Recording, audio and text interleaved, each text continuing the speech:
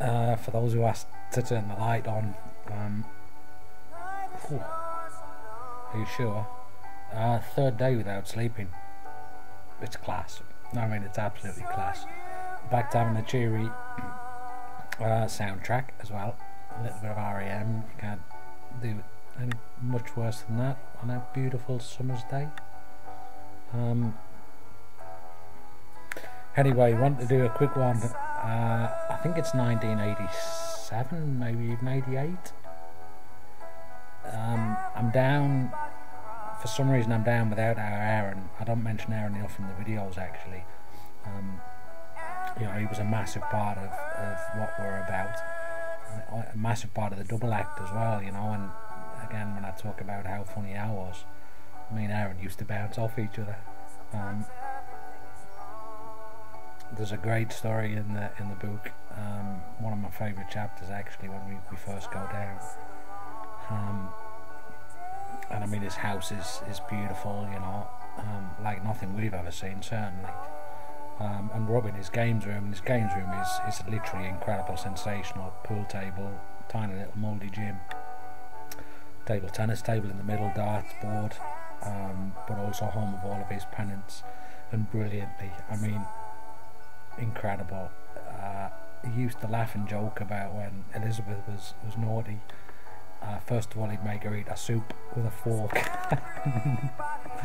and secondly, he would, whenever she was really naughty, he'd make her go up to the games room and look at a picture of Bob Stokoe. And I can't imagine him doing that. I can't imagine him getting away with it for too long, because Elizabeth was such a strong girl and so sarcastically feisty, that I can imagine she told Brian where to go. But that picture was there. I mean, it was there. He had like a little, almost like a little cupboard and a set of bookshelves, and in the bottom half of the cupboard were old programs from his playing days. And on the outside of it was an article and a picture of Bob Stokoe.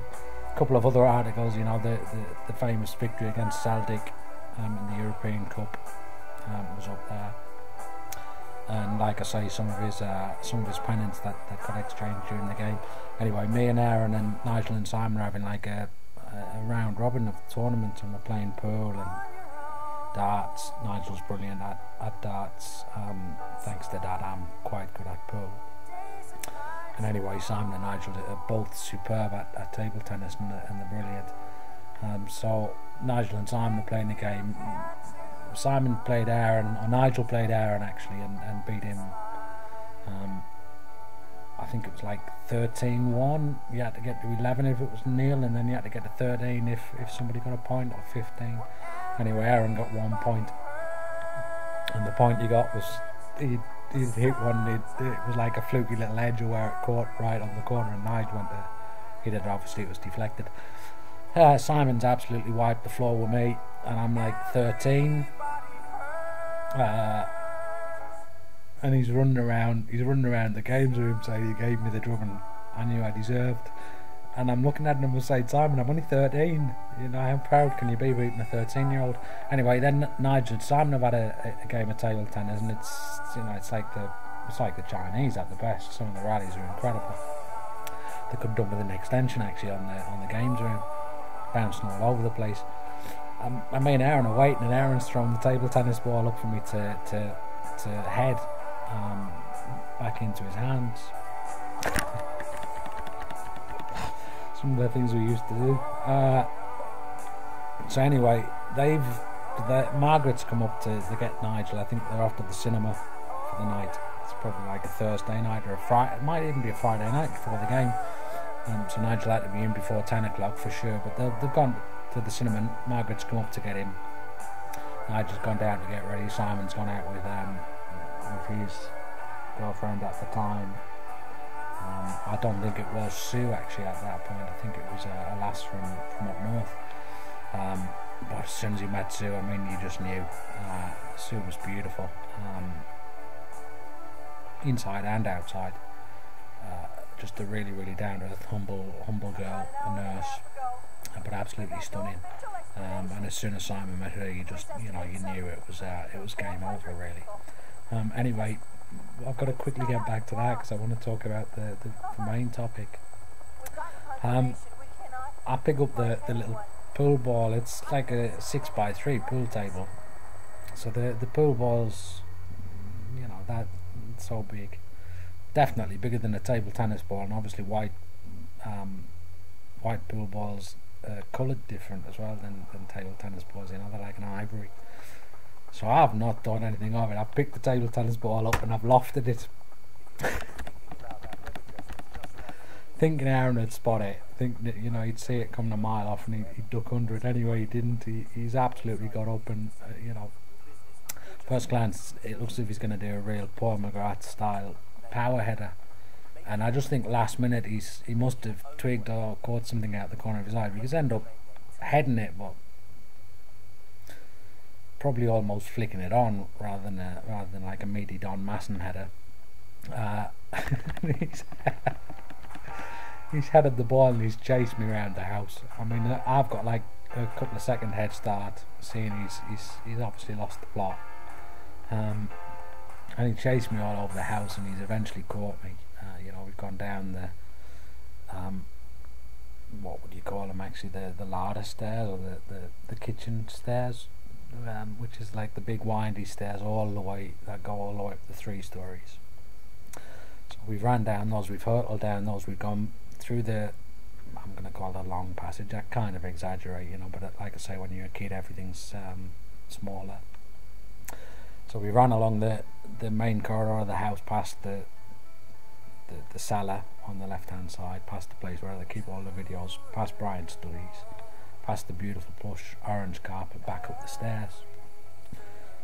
And I'm like trying to get back round. I'm yeah, he's catching me, and I'm a fit lad, but I'm laughing so hard I can't run.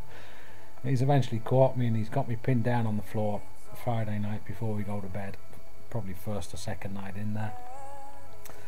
And he's got me pinned on the floor, and he's giving me chalkies on my arm. And chalkies are like the ones where you hit someone with a sharp bit of your knuckle, and Aaron had a real knack of doing that. That just absolutely killed your arm. It knacked you for hours. And Brian, Mrs. Clough, Margaret, Nigel, Simon, definitely Snoopy the dog. We didn't have Dell then. I don't think Dell was part of the family yet. Brian got Dell for Elizabeth, and ended up, he used to say it was Elizabeth's dog, but the truth is, no, you know, Elizabeth used to take him for a walk a lot, but definitely Brian's dog. So yeah, anyway, Aaron, huge part of it, but he was joined the Territorial Army, and you know, he was away for training camps and things like that on the Brecon Beacons. So he didn't come around for this trip, and I'm down by myself, and I'm getting more confident walking around the place, and I know everybody, and I think it's just after the start of the season. We used to have a couple of weird friendlies. The Hearts friendly, I'll talk about that. That's just a stunning chapter. But anyway, Torpedo Moscow have come to the City Ground to play Forest in a friendly on a Wednesday night midweek. And again, I've said a lot, you know, the midweek games and the evening games where the floodlights are on, and sometimes there's a little bit of drizzle. The atmosphere is just incredible, you know, the build up to the game. But then there's like a physical lift it gives you, that you don't get on a Saturday at 3 o'clock. I know, you know, we're all traditionalists and we all want games at 3 o'clock, and we don't want Sky to be moving them as fans. But the truth is, you know, even when you're a kid, you used to play in the evening a lot after school up until it went dark.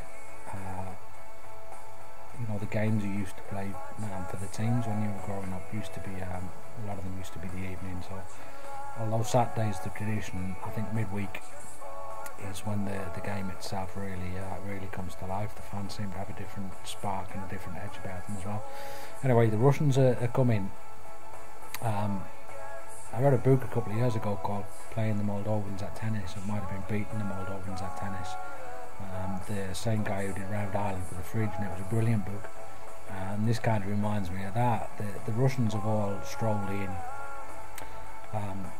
kickoff's not till 7:30. They've got there like 1 o'clock. I'm not sure what they're expecting. You know, they've walked in. There's only 1 or 2 of them speak broken English.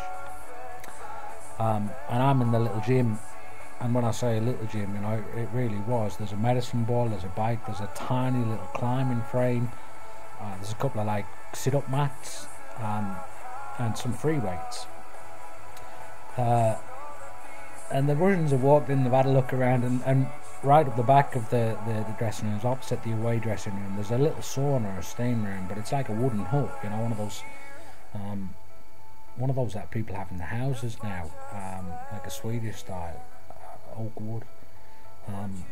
Probably big enough for 2, but you know, if you've got 2 in there, you're definitely a little bit too close for comfort to the person that you're with. So just they walked in, they were blown away with the facilities. The lads gone like, you know, this can't be it. Where's the gym? Where are we supposed to, like, you know, relax and warm up and everything? And anyway, I'm thinking they're coming in for the gym, and I'm not that old that I haven't. Rocky 4 with Drago is still fresh in your mind. And I'm 15 or 16. I'm the skinny little lad. You know, like I keep saying, I'm tiny, absolutely tiny. I'm a snip of a boy. And I think these Russian boys are coming in to get some kind of advantage. You know, I've got visions of them setting up the drugs table and injecting themselves and then being superhuman. So I'm fucked if I'm letting them have the gym. Not a chance. I'm there in my jeans and a t-shirt, and I'm on the exercise bike when they walk in, and I'm kind of taking it steady. Anyway, the Russians walk in, and I'm like, alright, I'm going to show you. And the bike, it's one of those old-fashioned ones where there's like a little black knob where you can set the tension. So I've set the tension up to the toughest level, you know, where it takes a while to get going, but once you go in, it's whoosh, it's like it's proper fast. You can feel the wind coming. And the seat fell off. I'm up in the air. I'm like that. I'm like Miguel Indurain doing the Tour de France and the Tour de Mallorca as well, all rolled into one. You know, I think I'm unbeatable, and I'm not getting off the bike, but I'm going uphill. You know, with the pressure going, and then I realised the seats fell off and I can't sit back down. And I had to go like after about friggin' 20 kilometres. None of the Russians would leave. The little shits, they're all in there like watching me almost kill myself. I got off the bike after about 20 minutes and I tried to walk and my legs had gone to jelly. I fell over. Anyway, we're in there and I'm chatting to them, you know, a couple of them Russian internationals. I've got no clue who they are until I check the programme notes and a couple of things after. But you know, the big players in Russia. And there's the Jubilee Club, and the Jubilee Club's like the little forest. It's where the fans gather. You know, it's almost like the executive club where fans go for a beer, but you need to have a ticket to get in. And it's the place where they go for pre-match meals, and the players eat after training. It's like a little restaurant in the back, run by a guy called Ron Williams at the time. Who again was, you know, big influence on me, whether he realised it or not. Nice fella, gave me a good work ethic. And all there is in there, there's a pound fruit machine, where you can win a jackpot of 100 quid, and I was on there far too much. I used to take the money out of Brian's ashtray. In his car, he'd always have pound coins and things like that in, and once he got settled with guests and down to talking about one of his stories, he'd tell me it was 10 minutes before he was going to leave, and it would turn out to be 30 minutes. I'd walk back in, he'd have his jacket back off, and he'd be telling one of his jokes, and he'd be having everybody laughing, and there's no answer to that, there is no answer to that. And I mean, he was just so funny and so sharp. He used to throw away comments that would literally floor people. Someone would go into his office, innocent little conversation, and he'd tear them apart, but not in like a nasty way, just in a really, really funny way. So anyway, the Jubilee Club, there's a little pool table as well at the back, and like I say, I'm fairly decent at pool, and I went in there with the same attitude that I had going into the gym. This is my table, my place, you boys aren't playing. Anyway, eventually they've started challenging me to a game of pool, and I play one and I beat him, and I play two and I'm, you know, playing really well, and started turning it into a little bit of an exhibition match where I'm going for doubles on the black, and I'm coming off the cushion and potting the black, and we're playing for £1 a man. I wouldn't let them play. It's like, that's the rules, right? Then they say, well, we don't want to play for money. We just, we want to pass a couple of hours. I'm like, lads, that's the rules, The winner, first of all, winner stays on because they want to play each other. First of all, winner stays on. Secondly, it's £1 a man. I won 37 quid. I won 37 quid. I was like, I was on there for hours, and I'm not sure I made too many friends. I think I got a little bit cocky. But I'm bouncing around the place, I've beaten every single one of the Russians at pool. And the game, you think Torpedo Moscow, not one of the great Russian sides, not somebody who springs to mind. You're probably looking at who, maybe Dynamo Moscow a little bit more, those times, and then into Kiev, Ukraine. But Torpedo Moscow, not full of household names, and even if there were household, you'd struggle to pronounce the house names. And they absolutely mullered us. They absolutely mullered us 2-0, but it could have been like 16 or 17. The touch was incredible, the technique, the pace.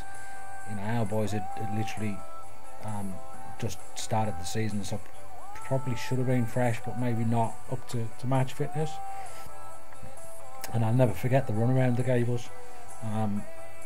But also they'll never forget this little specky kid with big, huge glasses, even bigger hair and bigger teeth than I've got now, which is difficult to imagine. I'm sure they've gone back home and they've told the grandkids about the day they played the young English kid at pool. And I was humming the Rocky music while I was trying to ride on a bike. I mean, just again, another class day, another day where I'm in the dressing room, pretty much build up. I'm on the pitch again, which is just incredible. Walking out with the players, having the fans sing the players' names while I'm stood alongside them. Nobody's going to tell me it wasn't my feeling. Nobody. It was just, even for me, it was sensational. I cannot imagine what it must have been like when you're a player and you've got 15,000 or 18,000 at the City Ground, the Trent End, singing your name before the kick-off. Only football. I've dated girls who haven't liked football, and I can't understand it. They can't understand my passion, but I can't understand their lack of it. The feelings football gives you as a person, as an individual, as part of something, part of a club, part of a team. The highs are just, they're like nothing you get in everyday life. And I've got to say, and I've got to admit, I've struggled with that. No matter what success I've had, no matter what levels I've got to, I've always felt like there's some kind of adrenaline missing. Anyway, playing the Russians at pool, and Aaron, just a genius of a boy, and different, very, very different and special. And actually very good footballer, but just so lazy, not true, frightening how, not lazy, just wouldn't apply himself. I think if he'd applied himself, first of all, he was like shit off a stick. He was incredibly fast, strong, he developed a really good physique, but he could play as well. He was a very good left back, left winger, even though he was right-footed. But just a special brother, special friend, and I've lost a lot not having him around for the fruition and to see the project finished. That's just another little one, that's probably a little bit more boring than some of the others, but I enjoy it, and I enjoy a lot of it because of the first chapter with me and Aaron running around Brian's house like we owned the place. Brilliant days.